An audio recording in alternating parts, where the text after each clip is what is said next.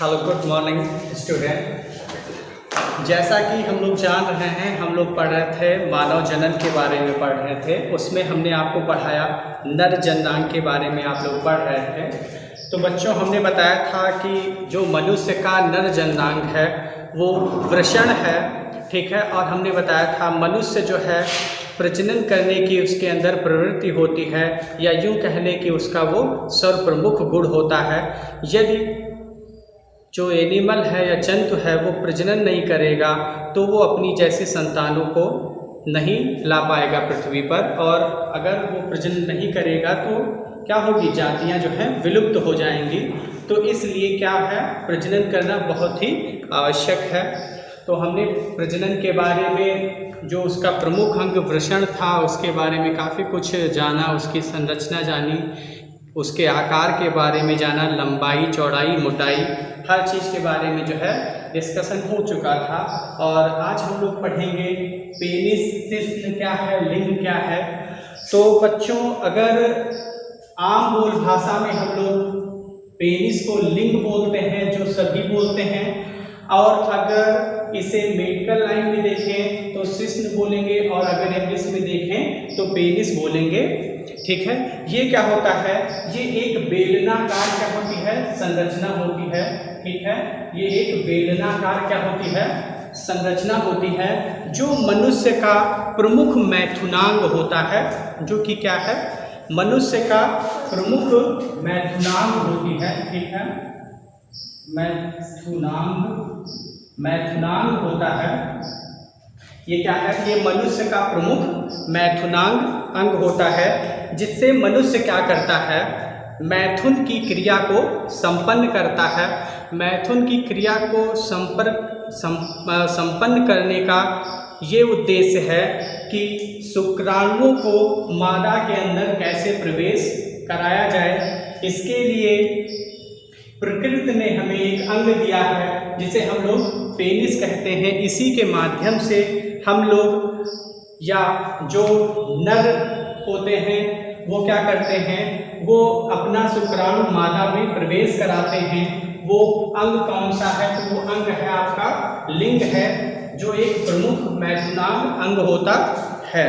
और इसका जो है पूर्ण विकसित होना बहुत ही अनिवार्य है। और इसमें शुक्राणु जो है होना अनिवार्य है। यदि शुक्राणुओं की कमी होगी फिर भी हम लोग संतान उत्पत्ति नहीं कर पाएंगे। तो इसलिए शुक्राणुओं का होना भी बहुत ही आवश्यक है। तो बच्चों, जैसा कि हम लोग जानते हैं, मनुष्य में जो शुक्राणुओं की संख्या, और हमने बताया था नर, और इधर बताया था मादा बताया था। इसमें जो है शुक्राणु बनते हैं और इसमें क्या बनते हैं, अंडाणु बनते हैं। शुक्राणु की जो इंग्लिश है वो स्पर्म है, और मादा में जो अंडाणु बनते हैं उसकी इंग्लिश क्या है, ओवम है। तो शुक्राणु को ही मादा में प्रवेश कराने के लिए जो है प्रकृति ने हमें मैथुनांग अंग जो है पेनिस दिया है। इसी के माध्यम से हम क्या करते हैं, स्त्रियों में शुक्राणुओं को प्रवेश कराते हैं। और जो एक्स वाई की आपको पता है कि ये जो मनुष्य के जो गुणसूत्र हैं, और एक्स एक्स जो है मादाओं के हैं। तो आगे देखते हैं। अब ये जो शिश्न आपके सामने दिख रहा है, अर्थात जो लिंग दिख रहा है ना, ये नियर अबाउट 5 से जो है 6 सेंटीमीटर लंबा होता है। नियर अबाउट जो है 5 से 6 मीटर क्या है, लंबा होता है। प्रत्येक मनुष्य का इतना ही होता है। तो बच्चों, आगे बढ़ते हैं लोग। तो ये मनुष्य का क्या है, लिंग है, जो 5 से 6 सेंटीमीटर का होता है। और इसी के माध्यम से हम लोग क्या करते हैं, स्त्रियों में शुक्राणुओं को प्रवेश कराते हैं। तो बच्चों, आगे देखते हैं। ये जो लिंग होता है ना, ये रुधिर एवं मांसपेशियों का बना हुआ होता है। ये जो लिंग है बेटा, ये लिंग जो किसका बना होता है, रुधिर, ठीक है। किसका, रुधिर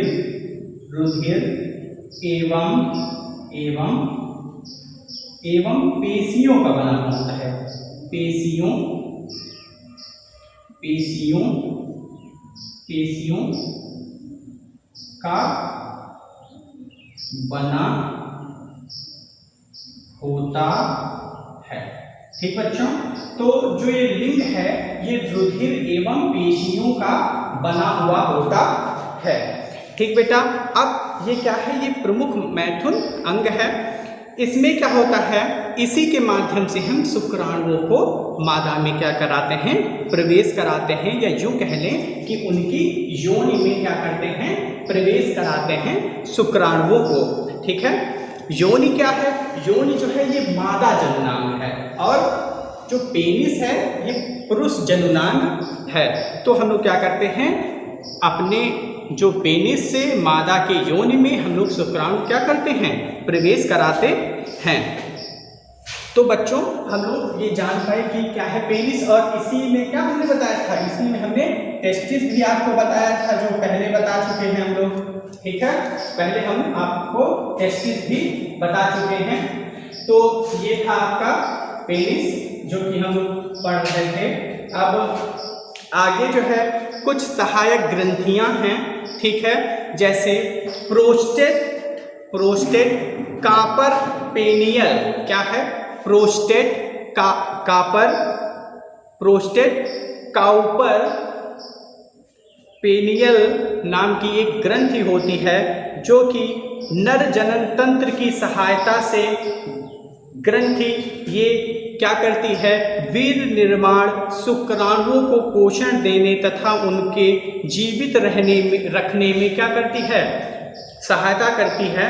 तो बेटा एक ग्रंथि होती है, जो कौन सी ग्रंथि है, प्रोस्टेट काउपर पेरेनियल नामक एक ग्रंथि होती है, जो कि वीर्य निर्माण में तथा शुक्राणुओं के पोषण में क्या होती है, सहायक होती है, तथा वीर्य का यूं कह लें कि लालन पोषण जो कौन करता है, तो वो प्रोस्टेट काउपर पेरिनियल नामक एक ग्रंथि होती है, जो कि करती है। तो बच्चों ये रहा आपका जो हम लोग पढ़ा रहे थे, शिश्न पढ़ा रहे थे, पेनिस पढ़ा रहे थे। तो इसके बाद जो है अब हम लोग जो है पढ़ेंगे मादा। ठीक है, इसके बाद अब हम लोग आगे पढ़ेंगे, आगे बढ़ने के बाद हम लोग पढ़ेंगे मादा जनन तंत्र पढ़ेंगे। क्या पढ़ेंगे बेटा, इसके बाद हम लोग पढ़ेंगे मादा जनन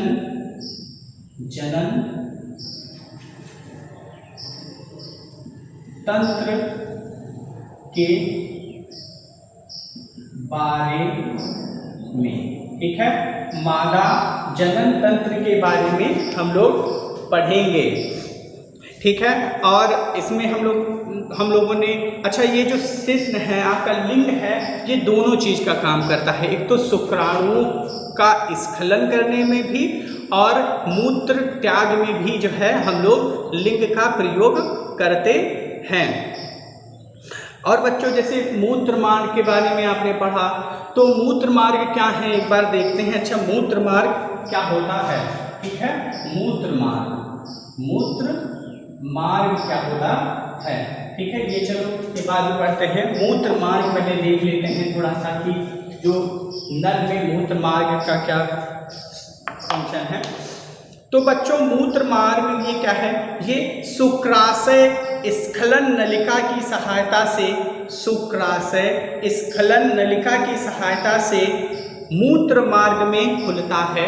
क्या बताया हमने बताया शुक्राशय स्खलन नलिका की सहायता से मूत्र मार्ग में खुलता है, जो शिश्न के शीर्ष सिरे पर मूत्र जनन छिद्र द्वारा बाहर खुलता है। यह शुक्राणु तथा मूत्र के बाहर निकलने का संयुक्त क्या होता है, मार्ग होता है, रास्ता होता है। तो बच्चों आज के लिए बस इतना ही। नेक्स्ट डे हम लोग नेक्स्ट वीडियो में आगे देखेंगे, मादा जनन तंत्र के बारे में हम लोग पढ़ेंगे। तो बच्चों बस आज के लिए इतना ही। Thank you class.